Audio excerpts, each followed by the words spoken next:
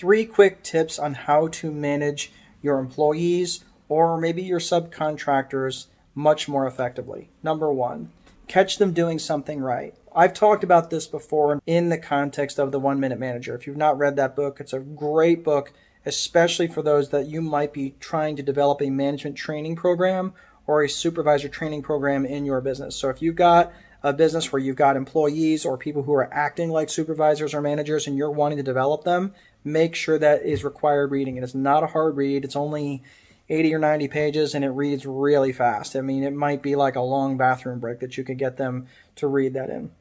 So the 1 Minute Manager is great, but in that it talks about catching people doing something right. How often is someone working all day long or all week long and the one thing that you happen to catch them doing on, you're jumping their crap about, right? You're jumping all over and they're feeling like, man, I worked my tail off all week long. You didn't say anything until I did something wrong, or it's like you were finding something to pick on me about. Remember, people, good people especially, they will join good businesses, but they will leave bad managers.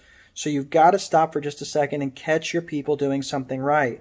Ideally, this is you catching them doing something right, and you celebrate them around one of your 5 defined core values. Remember, I've talked about this in an earlier video where you have a business vision, and that business vision is defined in 3 ways. Your business vision should be defined using your core purpose, right? What business are you specifically in? Your client avatar, your ideal client avatar, who it is you want to be working with, and finally is your core values. Those are the values that are an extension of you. What is it that you value? And think about how would the world be worse off if you were no longer in business? Think about it that way. Like what do you value about this business and what is your contribution to the world with this business? That's a great way to think of your core values. So if you have 5 defined core values, how could you celebrate that person, catch them doing something right, and wrap that into one of the 5 core values so that reinforces the behavior that you want, right? So we'll talk more later about if you do catch them doing something wrong. We'll catch up to that here in a second.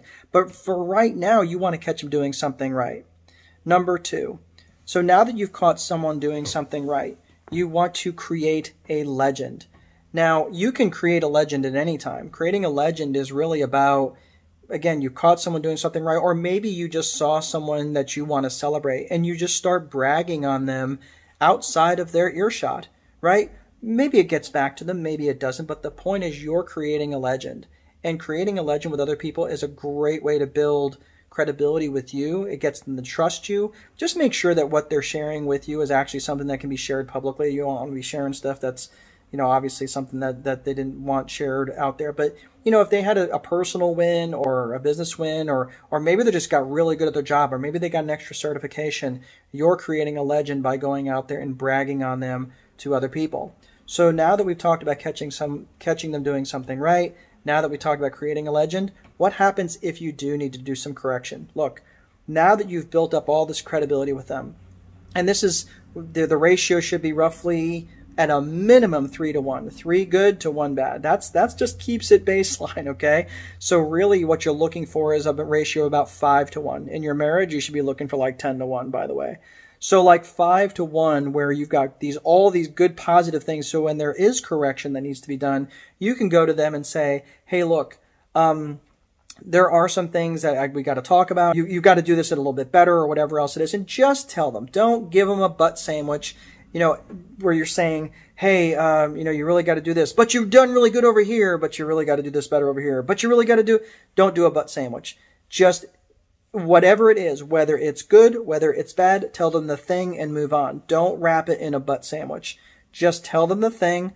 They will appreciate your honesty. They will appreciate you being direct, but just make sure you're not trying to wrap that into something good to blunt it or to minimize what you're saying just because you're feeling uncomfortable, right? So catch them doing something right, create a legend, and when you do have to make that correction, don't wrap it in a butt sandwich. That's all I have. I hope you found these tips helpful. If you thought this video was helpful, like it. If you're a small business entrepreneur and you like this type of content, go ahead and subscribe, and we'll see you next time.